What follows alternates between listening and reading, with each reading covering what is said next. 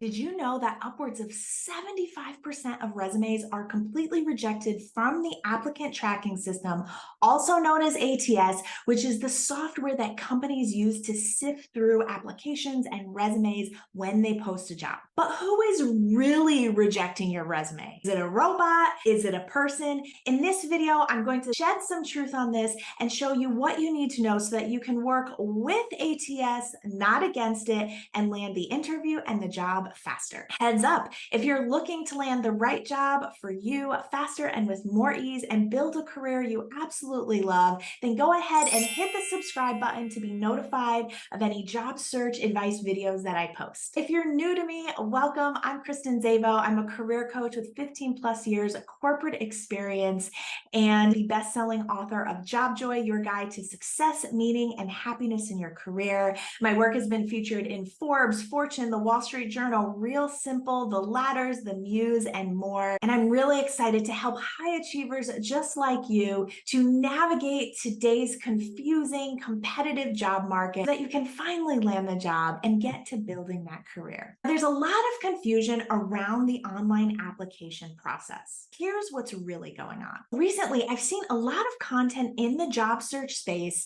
making the point that it's a person, not a robot, the dreaded ATS, that is rejecting you. And what people mean when they say this is that a person programmed the software, meaning that it was a person, not a robot, who decided what were the factors that would let a resume come through or be filtered out in the online application process. And I think that a lot of the people sharing this content, they mean well, and they're really trying to give confidence to the candidate, letting them know that they're not at the mercy of a robot. That's misleading though. Yes, a person might be programming the software. Logically, therefore, a person, not a robot, is rejecting you. The problem is it's not the right person. It's not the hiring manager. And as someone who works with both job seekers and hiring managers and who has been in the role of a hiring manager herself, there are a few key facts that you need to know. Number one, yes, humans program software. We know this, right? This is not new. Number two, it's not the human that matters most, which is the hiring manager. The main programmer for the software, they likely work for the software company, one of many who sell this software to employers to help them sift through and make the hiring process more efficient, right? And the person who is actually entering the job rec is also probably not the hiring manager. It's likely someone in HR, someone who is not as close to what is needed to perform in the job. We have to remember first and foremost that the primary goal of this software is to streamline the hiring process, which has its limits and thus is not always in alignment with connecting the best person with the right job for them. A program uses inputs to assess candidates. And so by its very nature, it's got to be black and white, ones and zeros, yes and no.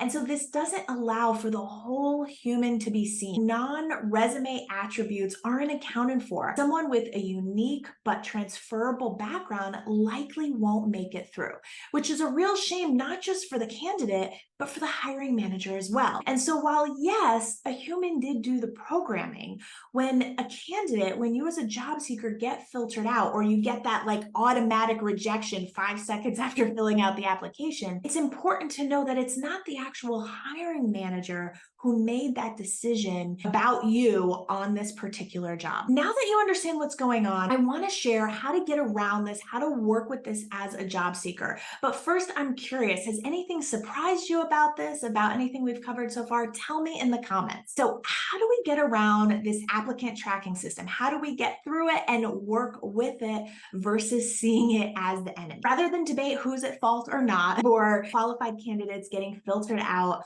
I say we take personal responsibility. That means understanding the applicant tracking system, the keywords it's looking for. It's really looking for you to check the boxes. So you really want to tailor your resume, make sure that your resume is in a format that can be readable. In this way, you can learn to play the game and up your chances of getting through. And even more important than that is not relying solely on online applications, especially if you're a career changer or you have a diverse background. Yes, you can go ahead and apply to these jobs. I'm not telling you not to, but in addition to that, it's really important to have a strategic and intentional, consistent networking practice so that you're connecting with the hiring managers who maybe wouldn't have gotten to see you and your resume if you hadn't reached out directly. Now, I can make content and videos about this. If you'd like to learn more about how to connect with those people, how to network with the right people, let me know in the comments below. But for the purposes of this video, I wanted you to know how the ATS system works and how you can get around it,